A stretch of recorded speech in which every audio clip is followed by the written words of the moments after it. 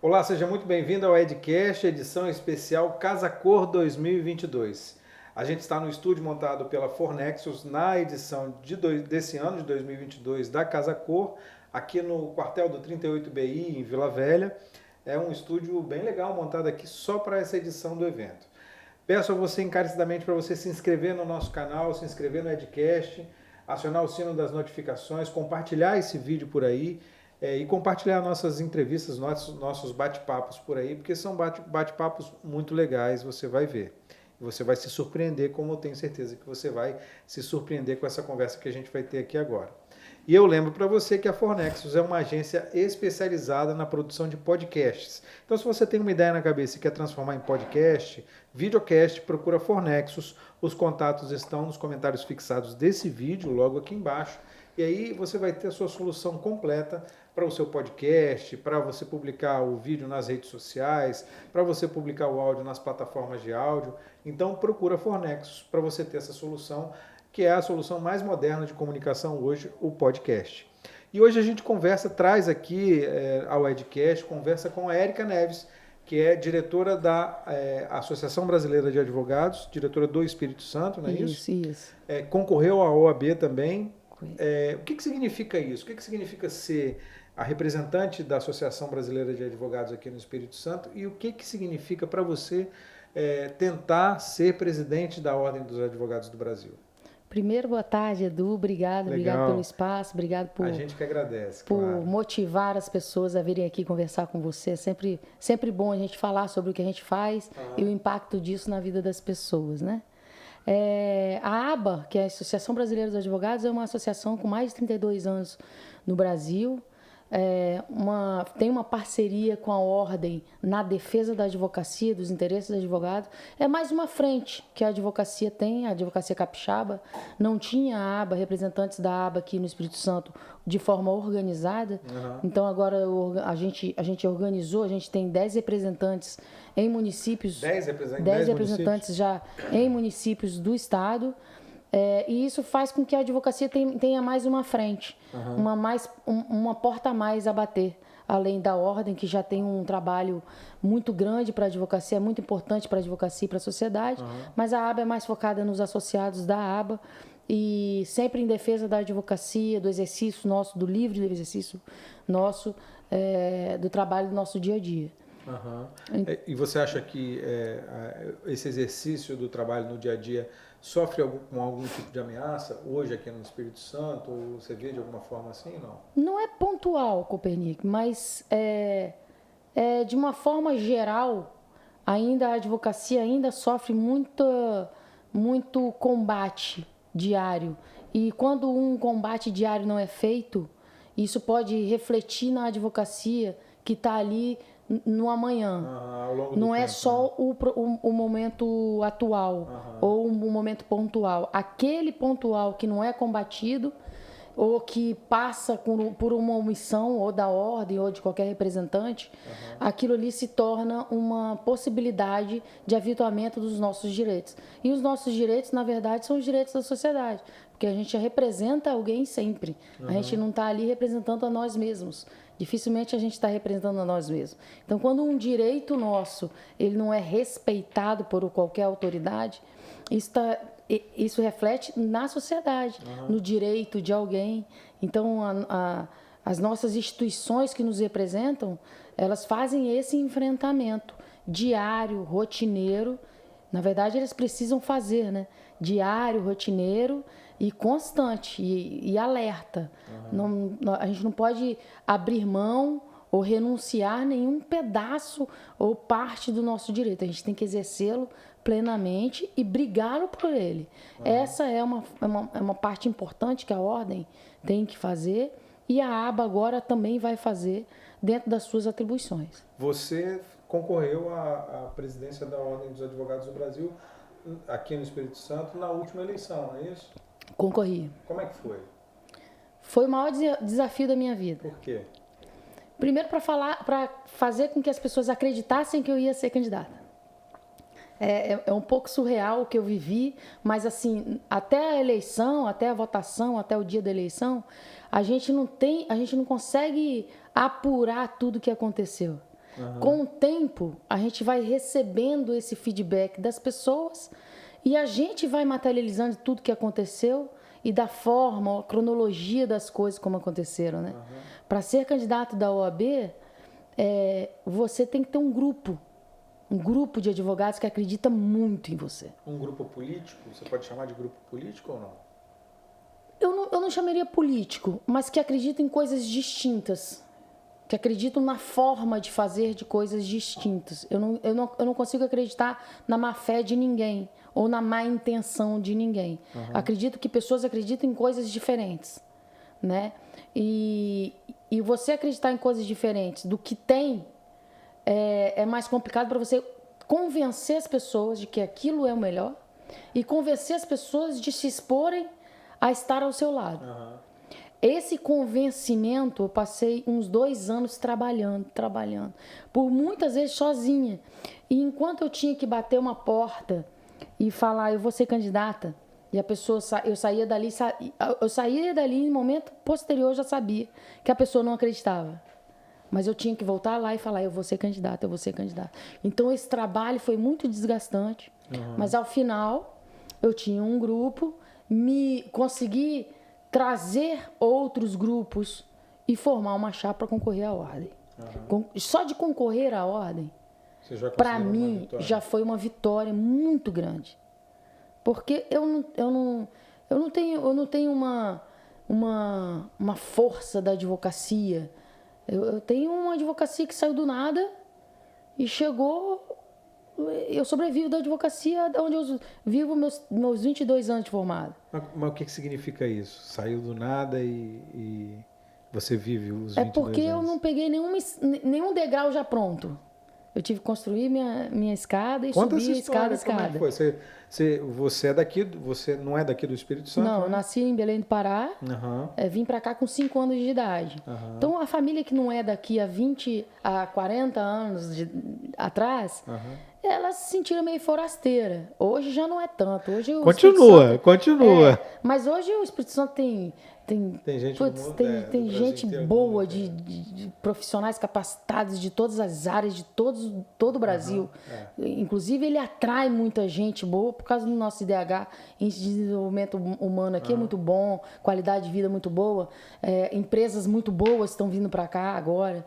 Então, tem gente muito boa de todas as áreas. E isso eleva o nível da advocacia também. Claro que quando a demanda pede, você tem que elevar seu nível. Mas assim, eu não tinha eu tive que ir buscar. Eu comecei servindo cafezinho, como eu falei aqui você antes. Comecei servindo cafezinho, estagiando na Assembleia Legislativa. E foi assim, um vizinho do amigo que conseguiu um estágio para mim na Assembleia Legislativa. E quando eu fiz faculdade, estagiei no escritório de advocacia criminal. E ali eu aprendi a ser advogada.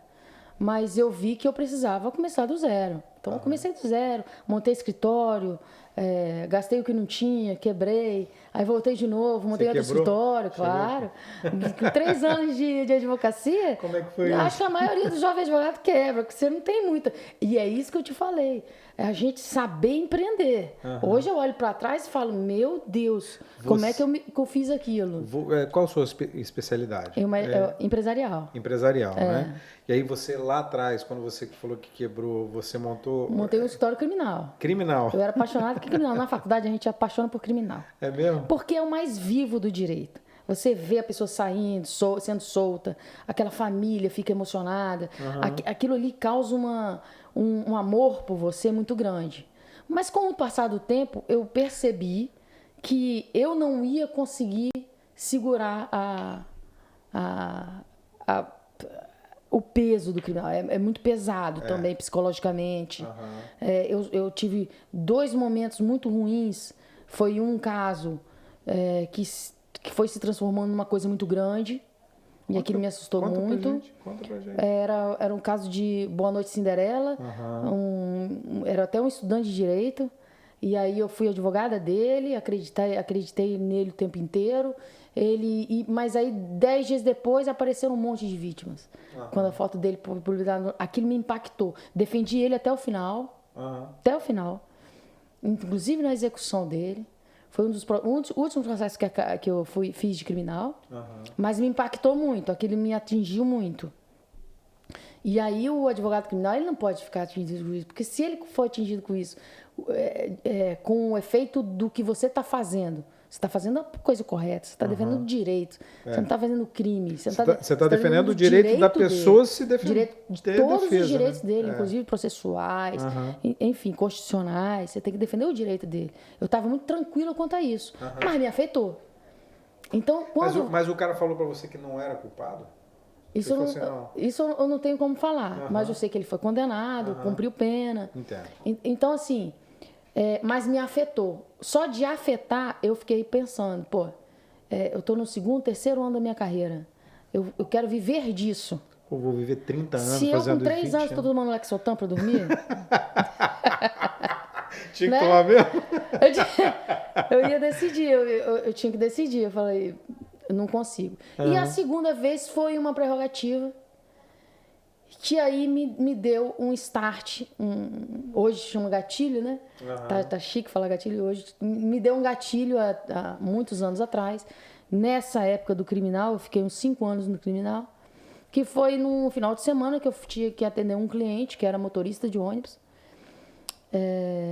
E ele falava que não tinha dinheiro para advogado. Eu falei, não, mas eu vou te atender. A família me achou.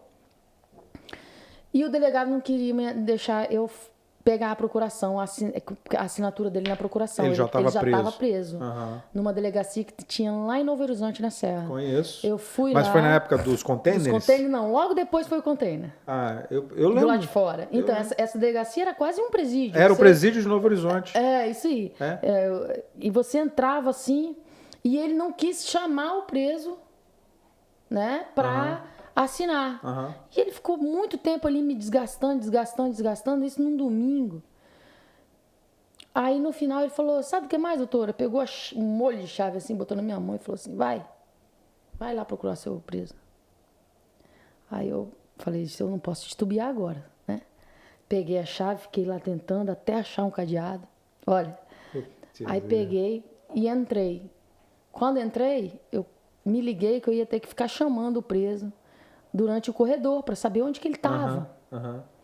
E eu fui até a última cela. Tinham celas do lado direito e esquerdo. E até lá eu fui ouvindo gracinha, ouvindo dos presos. Só tinha eu, menina ali, de mulher. E eu tive que entrar ali num corredor, cara. E sempre superlotado. Superlotado, mega superlotado. Quando eu era repórter, eu fui fazer uma matéria em Novo Horizonte, nesse presídio. Do container. Não, antes do container. Quando a gente estava lá, estourou uma rebelião.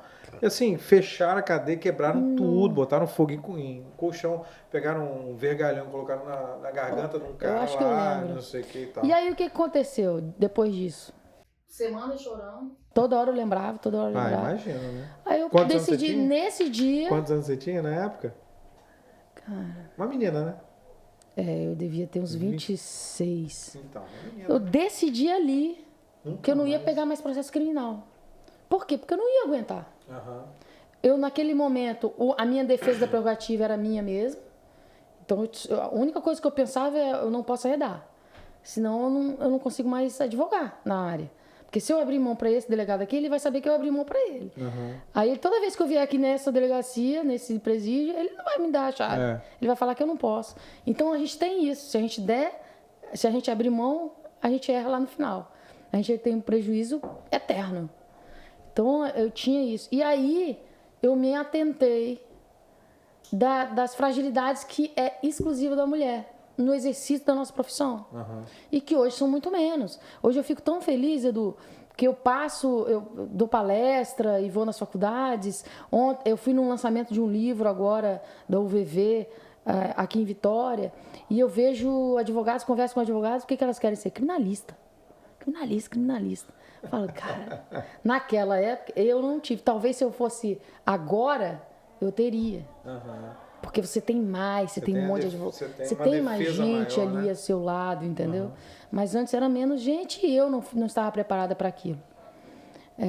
E aí a gente cai naquilo que eu te falei ainda agora. Acho que a ordem ela tem que profissionalizar a advocacia, acompanhar esse jovem advogado que está entrando, se preparar a ser advogado. Como o Ministério Público tem? O Ministério Público tem a escola dele, a escola do Ministério Público. A AMAGES faz da AMAGES, faz rotineiramente curso de requalificação dos juízes, requalificação dos promotores também tem. E a ordem tem que fazer isso. Primeiro, hoje, nós temos uma concorrência gigantesca. Antigamente, na minha época, eu sou da época do 10 mil, da OAB 10 mil. Hoje nós temos 40 mil. 10 mil pessoas, 10 mil membros da OAB. Eu sou da época do 10 mil, meu número é 10.140. Ah, entendi. Né? Entendi. Aí, hoje está em 40 mil, quase 40 mil. Então, a concorrência está gigante. Nós temos um mercado aberto de todas as áreas que você imaginar. Nas áreas grandes, hoje tem sub-áreas, milhões. Mas a advocacia entra, essa jovem advocacia entra cheia de vontade, cheia de sonhos. Mas acaba ficando pelo caminho. Acaba ficando pelo caminho. Por quê? Porque não sabe escolher, não soube, não teve uma orientação, não teve alguém falando assim, você não pode, orientando ou dando uma dica sobre montar escritório ou não montar escritório, em que momento que faz. Como dialogar com o cliente, que nicho é o seu mercado? Como que você fala com esse cliente? Você não vai conseguir atrair para você cliente criminal da mesma forma que vai atrair um cliente empresarial. São assuntos, são diálogos, são palavras completamente diferentes. Então você tem que se preparar. O trato é diferente. Você tem que se preparar para o seu nicho que você decidir. Você tem que saber quais são os motes do momento naquele nicho. O que está pegando naquele negócio do sujeito. Se está entrando 10 bi nos próximos 5 anos na indústria de petróleo e gás aqui no Espírito Santo, cadê os escritórios preparando os advogados para atender petróleo e gás? Por que esses clientes que vão entrar aqui... Uma visão muito macro, tem que ter, né? Que esses clientes que vão entrar aqui, vão chegar aqui, vão ter escritórios lá no Rio. Vão contratar escritórios no Rio. É isso que acontece hoje? É isso que acontece hoje? Muitas das vezes é. Hoje nós temos alguns já escritórios aqui, já absorvendo grandes empresas nacionais, inclusive. Legal. Então, mas isso tem que ser uma base, a ordem tem que dar a base, atendimento a cliente. Você sai um estudante de direito que fez a prova da ordem e pegou sua carteira. Onde eu consigo o cliente? O que eu faço agora, né? Edu, eu recebo, depois dessa minha caminhada de ordem, de falar, de rodar o Espírito Santo, eu recebo toda semana, eu recebo o jovem advogado no escritório. Porque eu me coloco totalmente à disposição para bater papo. Para falar assim, pô, eu acho que se você dá nisso, eu acho que você vai dar certo nisso aqui. Você quer ficar lá na sua cidade? O que tem na sua cidade? Ah, mudou o PDU?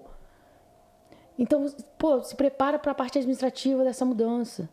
Ver em que bairro que impactou mais. Que é um negócio difícil, essa coisa da interiorização, né? Todo mundo quer vir para Grande Vitória e tal, né? Porque aqui também existem mais oportunidades. E às vezes ele vai prosperar mais lá na cidade dele, como advogado. Mas ele não sabe por onde vai viver melhor. Né? Mas ele não sabe por onde caminhar. Com certeza. Mas ele não sabe Então, essa troca de experiência, e deixa eu te falar, hoje eu sinto que a advocacia é mais generosa.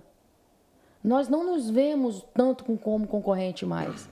A gente quer, mesmo porque, se você pensar bem, um mau profissional que faz alguma coisa errada, que erra, não por má fé, mas erra, ele leva o nome da advocacia também.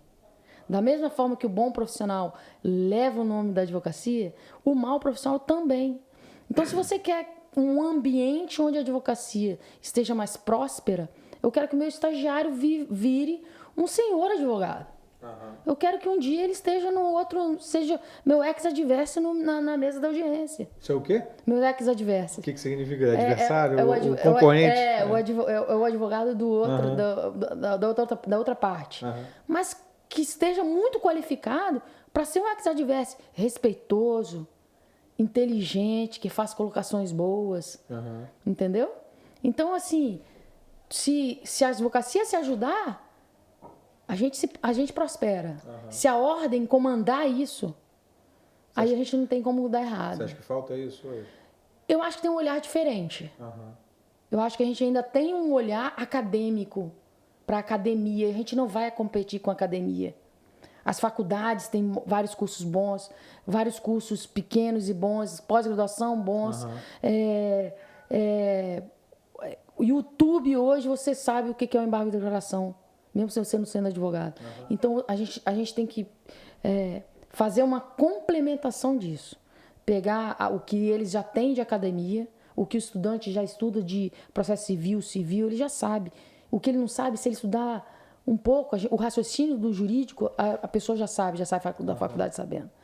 Mas como empreender na advocacia não sabe. E a vivência do dia a dia, essa experiência... A experiência também, E aí não tem jeito, a experiência é com experiência. E como é que você... Só que a advocacia tem uma coisa, a advocacia não pode errar.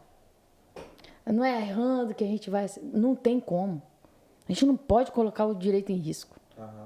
Então, uma orientação que eu dou sempre, tá inseguro, faz parceria. Faz parceria com alguém que já sabe mais que sabe mais que aquilo. Você aprende, você não pega o cliente. E não tem risco de E você não põe em risco o direito, que isso a gente não pode fazer nunca. Eu faço até hoje. Se um cliente meu quiser alguma coisa de alguma parte dos problemas societários que existem e eu não sei, eu chego para um colega que faz empresarial também e falo, vamos fazer comigo isso aqui. Então eu vou aprender com ele e a gente vai manter a qualidade de trabalho, porque a gente não pode diminuir o... E como é que você chegou no direito empresarial? Você saiu do criminal, a gente já sabe, você falou aqui, traumatizou um pouco, mas como é que você chegou no empresarial? Eu fechei meu escritório criminal e fui ser Quebrou, você falou que quebrou também, né? Quebrei nessa época aí. Quebrou, você né? investe tudo achando que você vai ser o melhor advogado criminal do estado do Espírito Santo, né? É assim, jovem é assim. E é pra isso mesmo. Você só não pode botar o direito em risco, mas você mesmo você bota. É verdade. Ué. Aí eu pedi para uma amiga minha que era advogada da Embratel, a doutora Alessandra, da aula lá na FDV. Alessandra de quê? Lignani Albuquerque. Fez UFES comigo. Aí ela arranjou para eu ser audiencista.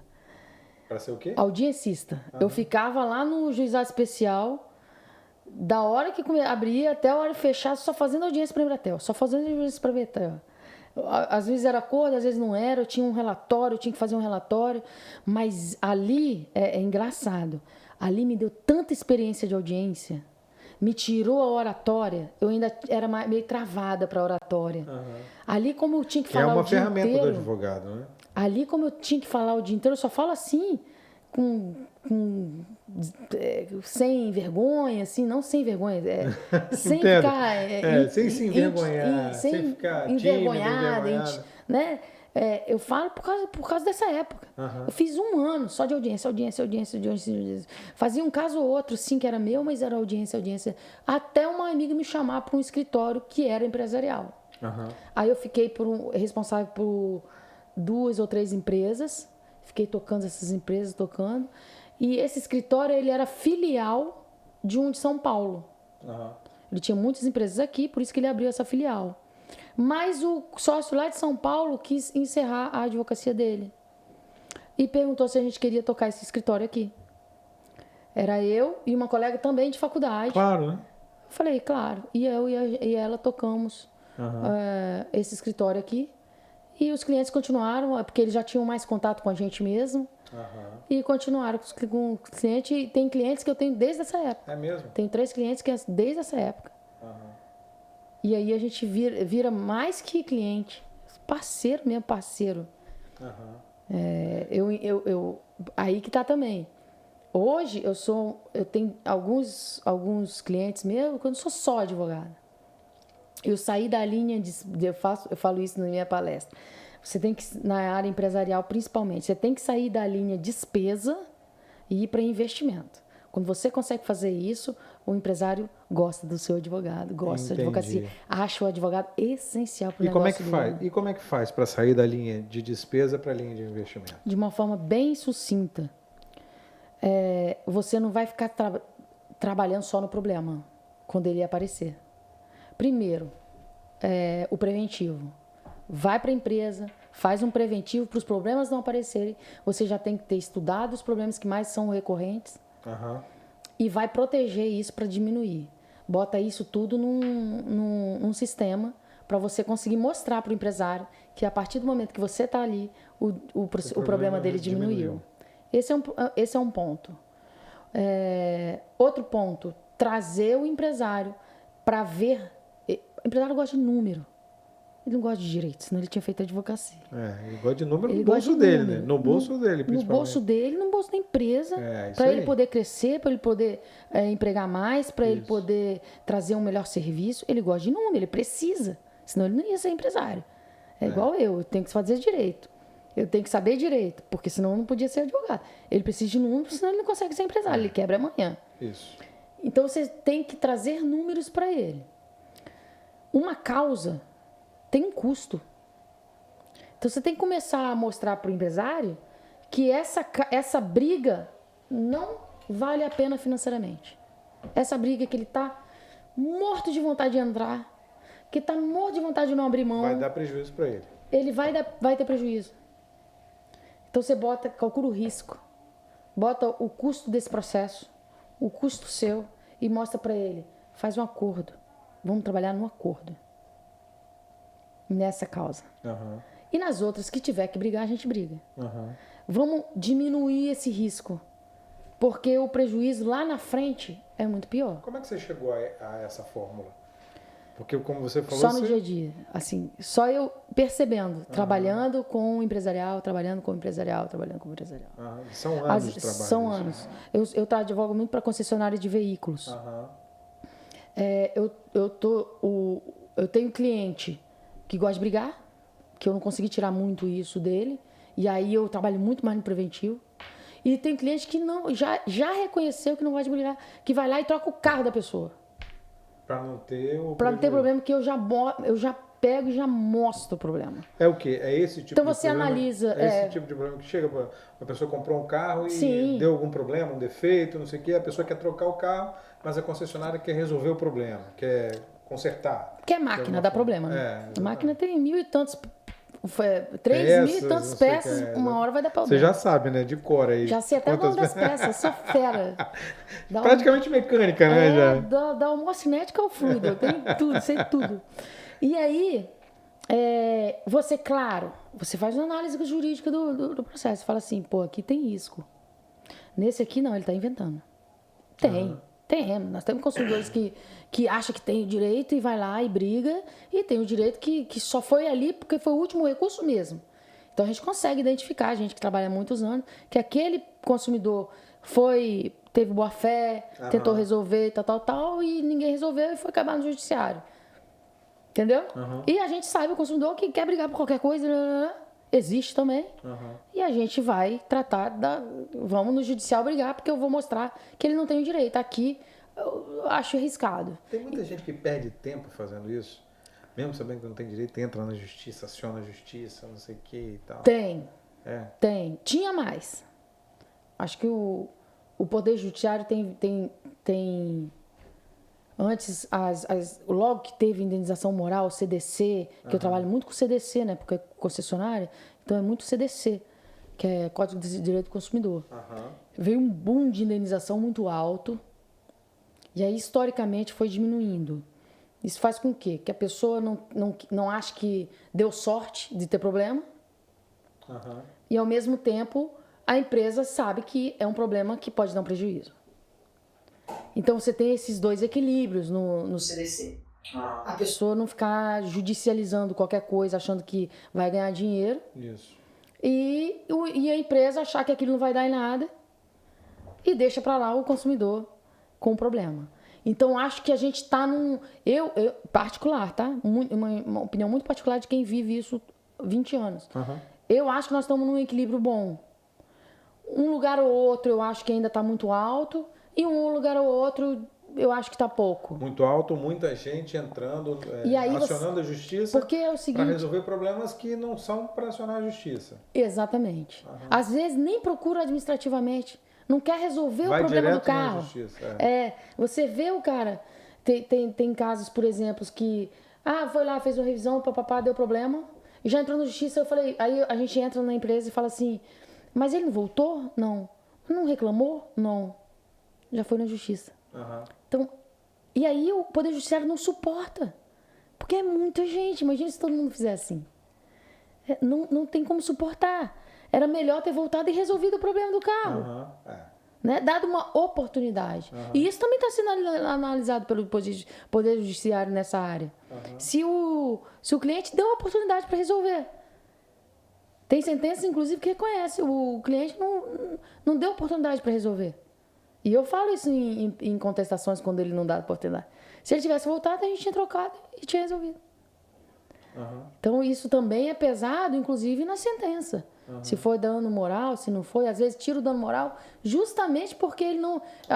Não se preocupou na em defesa, resolver o já problema. teve várias defesas que eu falo assim, volta lá que nós vamos resolver. E nós vamos marcar com o conserto. Entendi. Mas a gente não teve oportunidade para fazer. Você não trouxe o carro. Entendi. Entendeu? E aí, assim vai. E aí a gente vai pegando essa expertise, E isso é com o tempo. A gente tem um grande problema hoje da jovem advocacia, e eu acho que isso é do jovem em geral, ele tem muita rapidez, ele tem muita vontade de se dar bem muito rápido, de ter um êxito profissional e financeiro muito rápido, porque as coisas são muito rápidas. E no direito não tem jeito. Porque você vive da sua reputação. Você tem que construir a reputação. No direito você entende? O problema é que você vê hoje em dia, não só no direito, mas em todas as áreas. Eu estava vendo uma entrevista com o Whindersson Nunes, que é o influenciador digital, ele estava falando que o ano começou, ele não tinha dinheiro para pegar um ônibus, quando terminou ele tinha avião. Exatamente. Né? Exatamente. Assim, o sucesso que a internet deu e dá, principalmente. Tem desconheço na advocacia alguém que conseguiu fazer isso. Pode ser um unicórnio. Pode existir. Alguém que conseguiu em um ano. Nossa, já vivo da advocacia plenamente, já tenho meu carro, minha casa, construir um patrimônio, já tem.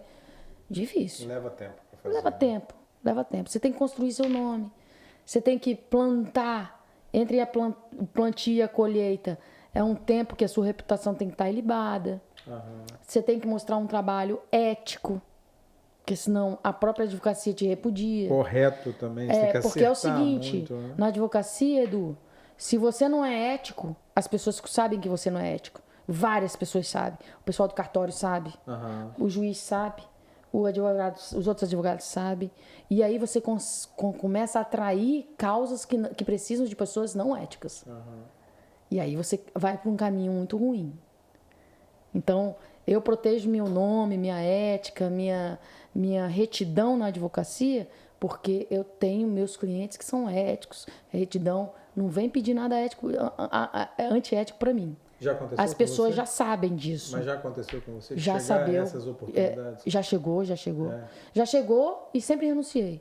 Acho que por isso que eu não explodi igual um unicórnio, porque eu não consigo enxergar outro jeito de uma pessoa explodir de dinheiro de uma noite para o dia na advocacia ética, correta, que vai crescendo. Eu acho essa receita mais segura do que uma que não tem a ética, a retidão como um dos pilares da sua advocacia. Fora desse circuito que já existe, os grandes escritórios de advocacia que existem aqui no estado, advogados já consagrados, bancas já consagradas de advogados, você acha que o advogado que chega no mercado ele tem chance de ficar rico com a advocacia, de ganhar grana, de construir um patrimônio? Você acha que tem essa possibilidade? Tem. Tem oportunidades? Todo mundo tem. Todo mundo. A gente tem que se qualificar, né? Estudar, se qualificar, mas com tempo. Ele vai conseguir. A pessoa vai conseguir. Ela tem que se qualificar, tomar boas decisões. O que significa tomar boas decisões? É você decidir área. Perceber o que tem de mercado. O que o mercado oferece. Olha, por exemplo, hoje está acontecendo hoje no Espírito Santo, eu estou falando isso direto. O Fundo Soberano. Eles vão investir, a TM3, junto com o Bandes, vai investir essa grana. O primeiro lote é de 250 milhões. Vai investir essa grana em empresas, startups que coloquem a sede no Espírito Santo. Isso ou não é um nicho novo? E de tecnologia. Então, tem uma área jurídica aí que vai crescer muito. Só hoje tem 140 querendo vir para cá. 140 empresas? 140 empresas É já mesmo? cadastradas, passando pelo crivo das análises lá morder do essa financeiro. grana Não é empréstimo, é um investimento. A TM3 ela vai se tornar sócia Isso, daquilo ali. exato. Então esse negócio ele está coberto, ele tem um know-how ali para transformar aquela empresa. O objetivo é que ela dê certo. Vai ter todos os sistemas, todas as qualificações de gestão, onde vai ser esse investimento, onde vai fazer esse investimento para a empresa dar certo. Tem ou não tem um nicho de mercado crescendo aí na área empresarial? Tem um nicho crescendo aí. Porque se a gente virar um hub tecnológico, essas demandas são diferentes. A gente não tem hoje. Você está se preparando para isso? Eu tenho um parceiro meu que está se preparando e o advogado lá do escritório está se preparando para isso. Porque eu fico com muita demanda dos clientes que a gente tem. Então, esse tipo de gestão a gente tem que fazer dentro do escritório.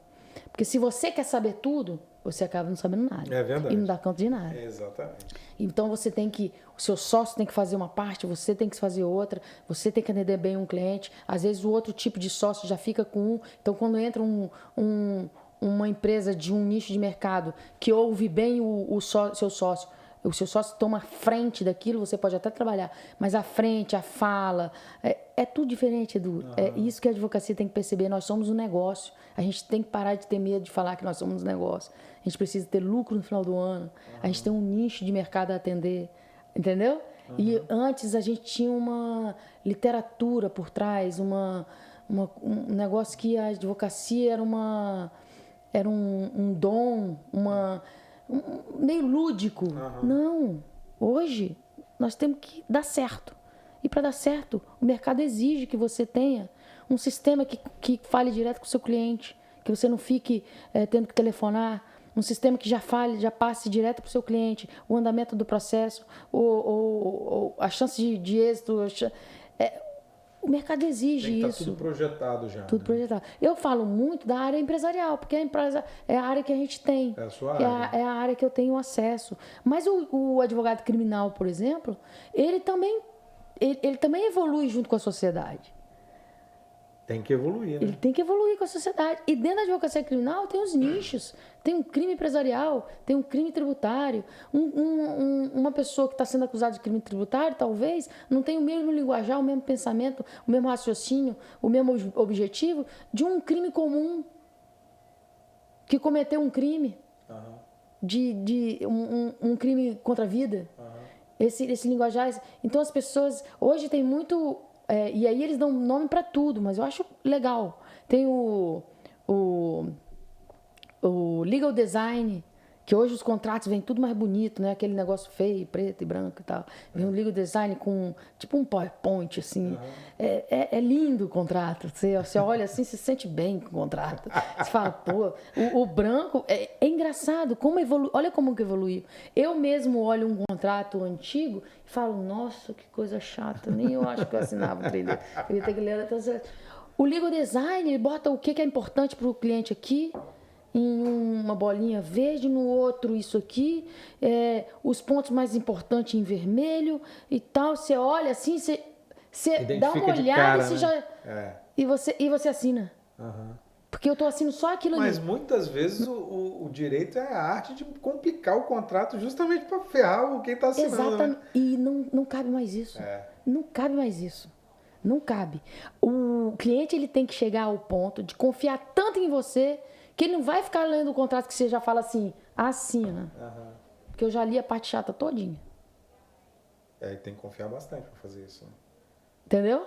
Porque você imagina esses empresários que assinam contrato de 50 páginas. Você acha que eles vão ler 50 páginas? Eles não vão ler 50 páginas. Eu acho que o empresário preocupado com o negócio dele tem que ler, né? Não, ele confia muito no advogado dele. Tô te falando. Então, assim... E o legal design... Você tem cliente assim? O legal design tenho. Que confia em você falando. Completamente. É mesmo? Completamente. Ele não vai em uma reunião com outro advogado se eu não vou. Mesmo que seja de outra área. Então, assim, o legal design, ele veio facilitar para as pessoas que não... Eles só querem a coisa mais simples, mais prática, mais rápida. para Do dia a entender. dia, né? Do Então dia é a uma, dia, da olha rotina. como é que o direito evoluiu, a advocacia evoluiu. Ele quer se conectar com o seu cliente de forma mais rápida, mais leve. Você acha que o advogado do Espírito Santo precisa evoluir mais? Já está evoluindo. Tá A evoluindo? galera nova está voando. É? Voando. As redes sociais, Edu, nós éramos proibidos. A advocacia era proibida de fazer propaganda. É mesmo? Era. Até ano passado. Não podia? Não. Era uma marcação cerrada na advocacia. E eu acho que, inclusive, tem que liberar. É? Por quê? Porque eu acho que a sociedade, o mercado, ela é peneira. Precisa conhecer, né? Precisa conhecer. Peneira. Quem tá disponível. Na pandemia, Edu, eu tô para dizer que a advocacia na rede social foi a que mais informou a sociedade sobre os direitos. Saía lei, resolução, lei, proibindo, decreto. Era o tempo inteiro. Né? Era o tempo inteiro. Aluguel pode despejar, não pode despejar? A luz, eu não tenho dinheiro para pagar, mas peraí, tem uma resolução que suspendeu a cobrança de luz 6 meses. Isso aí foi o tempo inteiro. Se a gente não tivesse rede social, a sociedade ficava na televisão buscando informação. E às vezes não ia passar o que ela queria ali. Ou não ia passar naquela hora que ela estava procurando e não sei o que e tal. Exatamente.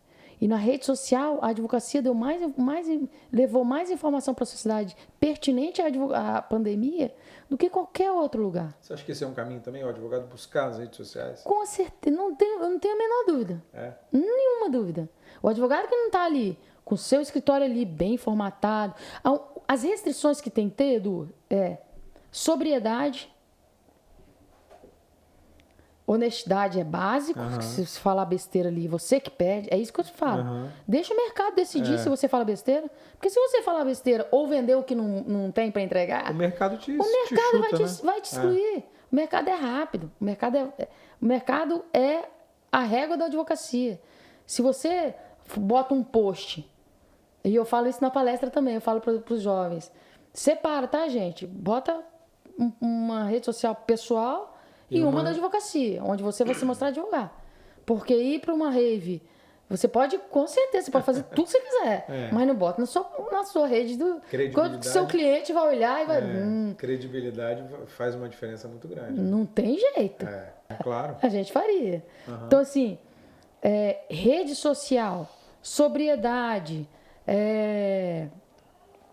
discrição, você precisa ter. Você não pode chegar lá e falar consulta gratuita e botar um piscando amarelo, vermelho. Não, você tem que ter a sobriedade que representa a advocacia, porque nós tratamos de um tema assuntos muito sérios, importante e sério para a sociedade, para o Poder Judiciário. Nós fazemos parte de um sistema que é muito sério. Você disse que dá palestras, né? Com frequência você dá palestras. De empreendedorismo jurídico. Empreendedorismo jurídico, você fala disso. Você contou da sua história lá na experiência com direito criminal, que você ficou traumatizado e saiu. Você acha que a mulher advogada tem mais dificuldade também no mercado? Como é que você encara essa coisa da mulher advogada? Muito mais. Tem muito mais dificuldade? Muito. Não para entrar no escritório, porque hoje eu acho que tudo é competência. Eu tenho um pensamento muito, acho que um pouco diferente da maioria das pessoas sobre esse negócio de mulher. Mas eu acho que a gente vem evoluindo através da competência. E a gente tem muitas mulheres hoje estão chegando nos escritórios muito mais preparadas, advogadas, começam a aparecer mais na advocacia desses escritórios.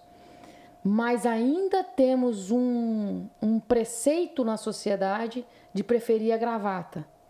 Na hora de um problema importante, ainda tem a gravata ainda dá uma segurança maior. Peso maior. Mas está mudando. Eu sou muito otimista. Você acha que precisa mudar isso? E como é que muda isso? Com a gente, com as próprias mulheres. Não tem milagre. Nós somos profissionais liberais. Estamos adstritos a decisões do mercado. Não tem jeito. E para superar isso, qualificação. qualificação, qualificação, qualificação, que a gente vai gerando competência, a gente vai gerando valor ao nosso trabalho, a gente vai mostrando, a gente vai superando desafios, ganhando concorrências. E a gente... Hoje o número é muito maior de mulheres na advocacia.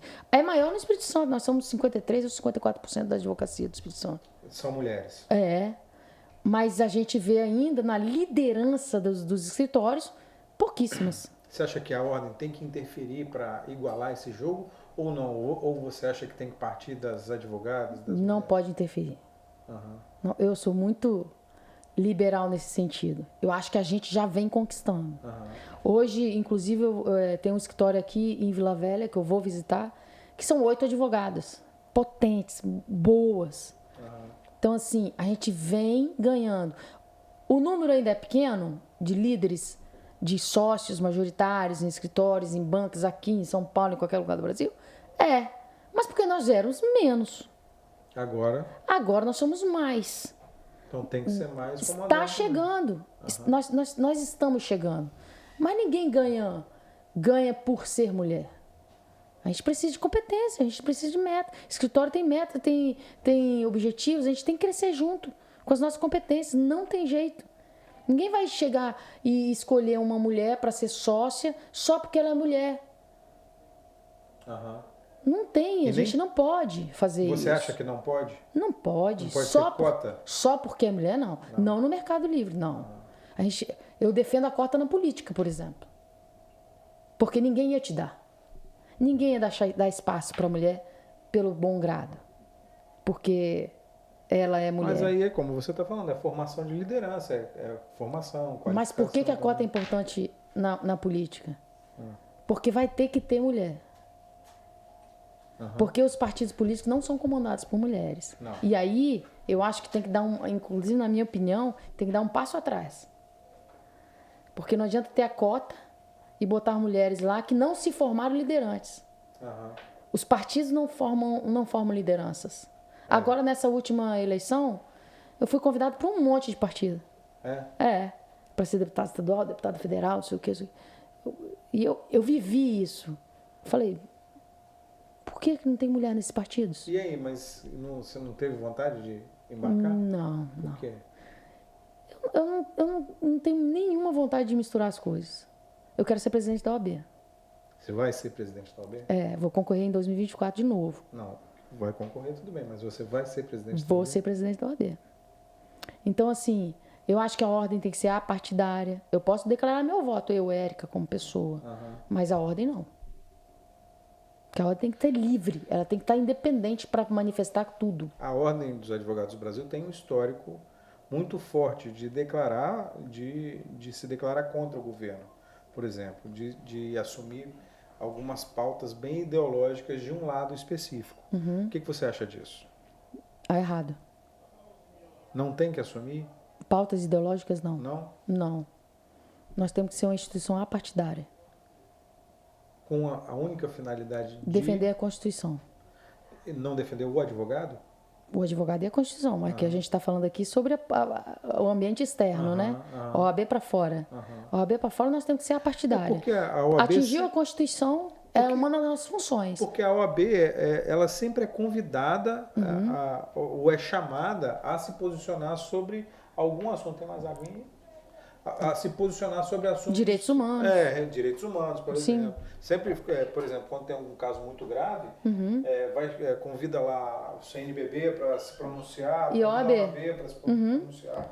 Não é isso? Isso. Você acha que tem que continuar fazendo isso? Isso sim. Mas se posicionar ideologicamente? Ideologicamente, não. Porque o presidente da ordem e a gestão da ordem, qualquer que seja ela não foi eleita pela advocacia para representar a ordem politicamente, partidariamente. Porque se você fala de ideologia, tem partido. Política partidária. Defendem ideologias. Eles não estão ali, não é um partido político, senão vira um partido político. Eles estão de 3 em 3 anos ali, representando a advocacia para defender a Constituição, os direitos humanos, direitos sociais, mas ideologicamente não.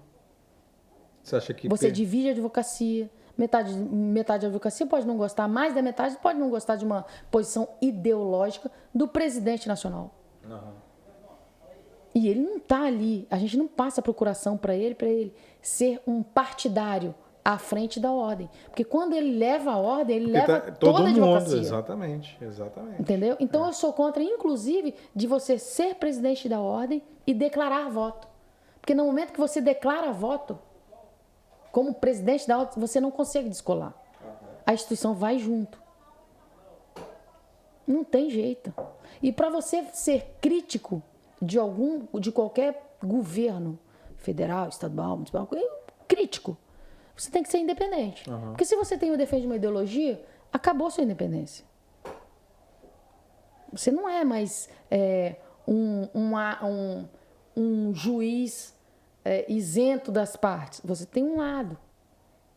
E aí você começa a distorcer as funções institucionais da ordem. Passa um probleminha inconstitucional ali e você não fala nada. Por quê? Porque aquele gestor, o político ali, de sua ideologia. Eu não tenho como posicionar. Por quê? Porque eu posicionei ali atrás a favor dele. A gente viu isso acontecer na OAB Nacional. Várias vezes. Várias vezes. E dos dois lados. Se você perceber, dos dois lados. Se a gente esmiuçar mesmo, dos dois lados. Felipe Santa Cruz, na época, era muito partidário. Muito. Partidário. E aquilo incomodou a advocacia. Foi no Rio de Janeiro. Aquilo incomodava a advocacia demais. Porque nem todo mundo pensa igual. A gente não tem que pensar igual. Para esses assuntos, realmente, não. Não, e ele tá ali representando, então a gente chega na rua e fala, pô, seu presidente, hein, tá fazendo isso, aquilo. Seu presidente... na época do Lamáquia, por exemplo, ele apoiou o impeachment da Dilma, mas e apresentou o impeachment do Temer. Então ali, a gente... Entendeu? Ele fundamentou na Constituição. Mas vários atos do Felipe Santa Cruz, por exemplo, era ato meramente partidário. E aí você ficava, pô... Acabava que resvalava na advocacia lá da ponta. De uma forma geral. De uma forma geral. Porque ele era representante de todos os advogados, né? Exatamente. E você tem que ter um colegiado ali para te orientar, que é o conselho e tudo mais. Eu acho que a independência, a distância segura é o melhor para a ordem, até para ela se pronunciar quando ela tiver que criticar. Entendeu? Entendi. Senão não tem independência para nada. Como é que você vai se preparar para ser presidente da Ordem dos Advogados do Brasil, a seccional Espírito Santo? Porque aí você tem um tempo, para você se preparar, né? Já estou me preparando. Assim, em nenhum momento eu pensei em não vir. No outro dia da eleição, e foi um dia, nunca vou esquecer desse dia, nunca vou esquecer. Por quê? Porque, como você falou, se tornou um ambiente bem estruturado, né? No dia da eleição, a gente fica ali no centro de convenções. Era eu e o Zé Carlos Riz, que hoje é presidente, né? A gente fica no centro de convenções, num corredor, e fica os candidatos um pouco mais no meio e a militância aqui atrás, né? A gente tinha a nossa cor verde e eles tinham a cor amarela. E eu fiquei de 8 ou 9 da manhã até as 17 ali, cumprimentando. Mais de 5 mil advogados passaram ali, cumprimentando todo mundo. Todo mundo. É surreal. Eu não sei nem como... Aí eu não tomei água, eu não saí para comer, eu não parei. Que eu falei, não posso perder aqui, que eu preciso de cumprimentar todo mundo que passa aqui. Engraçado que um colega até perguntou, um colega dos Amarelos, perguntou para o Ricardo Brum, ela não vai almoçar não, que o pessoal tá com fome. O pessoal dele tá com fome. Eu falei, eu não vou sair daqui não. Então, assim, preparada, eu já tô. O que eu tô fazendo é ratificar, colocar meu nome à disposição, conversando com os colegas, porque ninguém é candidato de si mesmo nem na segunda vez. Eu preciso formar. O grupo aumentou consideravelmente. E como eu falei lá no começo, que eu precisava de 2, 3 idas naquele escritório para a pessoa acreditar que eu vou ser, só para a pessoa acreditar que eu ia ser. E mesmo assim eu saí de lá sabendo que ele não estava acreditando. Hoje já não.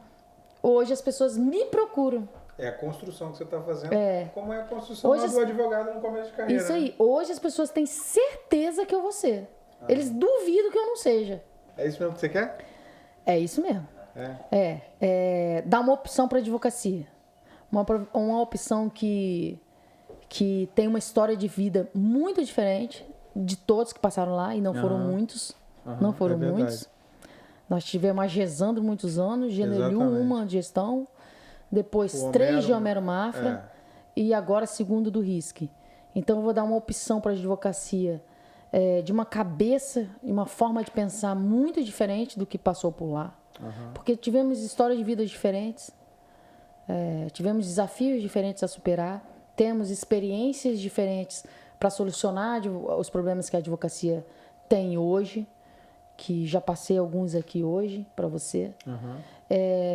Me preparo com um grupo muito qualificado de advogados que estão com a gente. Quero colocar pessoas nas melhores posições lá dentro para pensarem mais ainda como a ESA. O meu sonho é ter uma ESA, como eu te falei, profissionalizante, muito diferente do formato que nós temos hoje. Nós temos uma defesa de prerrogativa que é como se fosse um momento posterior do que eu acho que a gente tem que atuar. A gente tem que qualificar as pessoas para saberem nossas prerrogativas. A gente tem que estar inserida dentro de uma polícia civil, a gente tem que estar fazendo curso junto com o Ministério Público, com o juiz, para que eles vejam a importância das nossas prerrogativas, saibam de todas elas e saibam da importância da prerrogativa do advogado. Não se colocar em conflito. A gente tem que parar com esse negócio de conflito, porque se a gente tem uma harmonia com o Poder Judiciário, com as forças policiais, a advocacia vai trabalhar melhor, eles vão trabalhar melhor e a sociedade ganha. Então eu tenho uma outra forma, um momento mais conciliador, mais enfrentando todos os momentos onde isso não acontecer, com firmeza, mas sem estardalhaço, mas com firmeza em favor da advocacia, e levar a advocacia jovem a poder acreditar mais, ter mais chance, ter mais oportunidade nessa qualificação de base que eu tenho. Ter uma OAB muito apartidária. Se você é presidente da ordem, você não é representante da advocacia para entrar num ambiente político partidário, sucumbir seu interesse próprio em prol da classe. Esse seria um dos momentos do ápice da carreira de um advogado? Sim. Você deixar um legado de um compartilhamento de conhecimento com toda a classe. De que toda a classe acredite na sua instituição de novo. De que aquela instituição ali não é só para uma sala e um cafezinho. Aquela instituição ali melhora o mercado, melhora a sua visão de mercado, faz você ter mais oportunidade, saber decidir melhor, você conseguir clientes com uma facilidade melhor, você atuar de forma mais segura, com mais transparência com as instituições civis. Então, assim, é uma doação que a gente faz, mas que a gente nunca se sinta credora da instituição ou credora da advocacia. A gente faz isso porque quer. O presidente da ordem, não sei se vocês sabem, mas o presidente da ordem não recebe nada. Não tem salário, não tem dinheiro, não tem nada. Ele faz uma parte do dia dele em prol da classe, mas que ninguém entenda. E aí é uma cultura que eu tenho uma vontade muito grande que isso fosse enraizado na cabeça de cada um, que ninguém entenda que é devedor do presidente da OAB, por qualquer que seja a ação dele como presidente da OAB. Porque são essas coisas, essas práticas que acontecem, vou ajudar você aqui. E sendo uma obrigação da ordem ajudá-lo aqui, o presidente é uma mera ferramenta para que isso aconteça.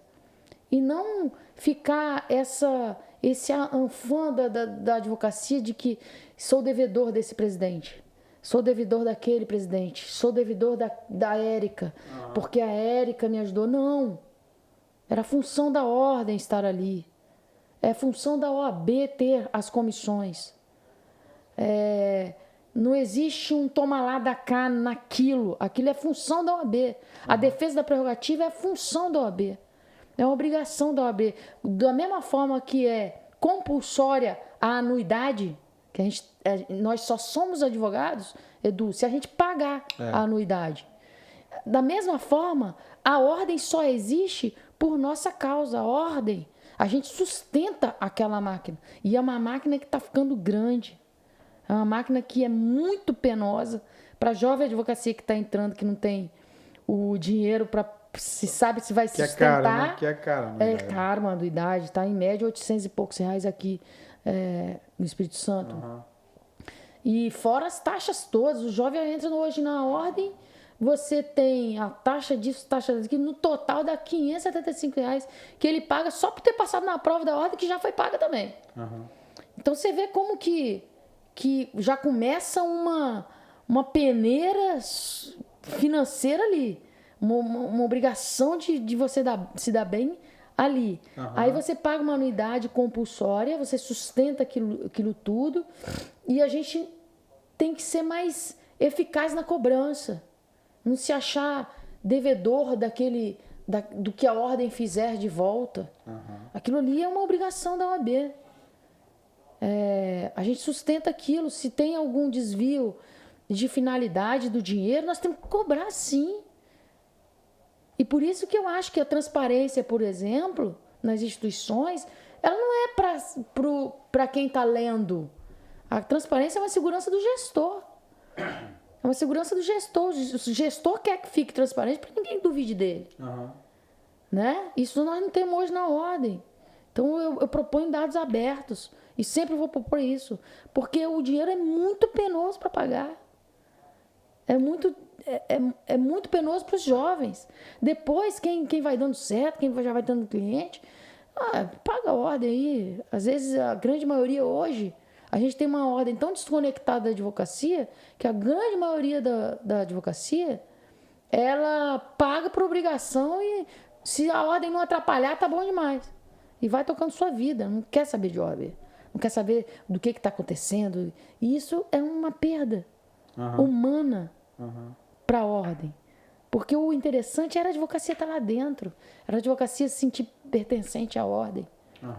E a gente sente muito um modelo de política.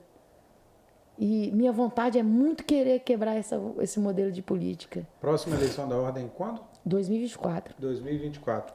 Será que nessa próxima eleição da ordem você vai poder comemorar uma vitória lá e também poder ver o Vasco na primeira divisão de volta? Pô, o Vasco é agora, amanhã eu tô indo lá. Amanhã eu tô lá no São Januário, vendo o meu Vascão subir para a primeira divisão, de Será onde que ele vai nunca subir? devia ter saído. Mas a gente tem um jargão. Eu odeio amar o Vasco. Esses últimos 2 anos foi muito sofrido. O sofrimento vai acabar agora? Será? Vai acabar amanhã, se Deus quiser, com um clássico Vasco e Sampaio Corrêa.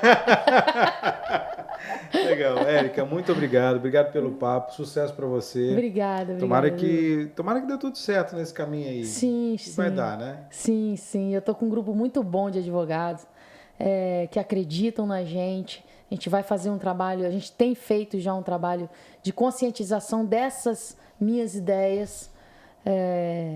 E acredito que em 2024 a gente vai ter mais êxito. Faltou pouco, foi Legal. quase. Legal. Eu ouço muito perdeu ganhando. E a gente vai absorvendo Legal. até um dia que a gente acredita. Hoje eu acredito. Legal. Valeu, Tá bom? Érica. Valeu. Obrigada.